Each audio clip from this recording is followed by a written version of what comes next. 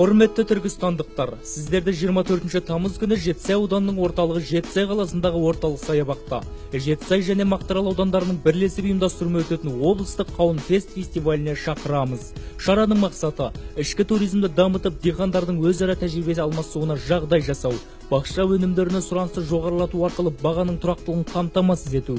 Осы мақсат міндеттерді межелеген іс-шара 24 тамыз күні сағат 11:30-да басталады.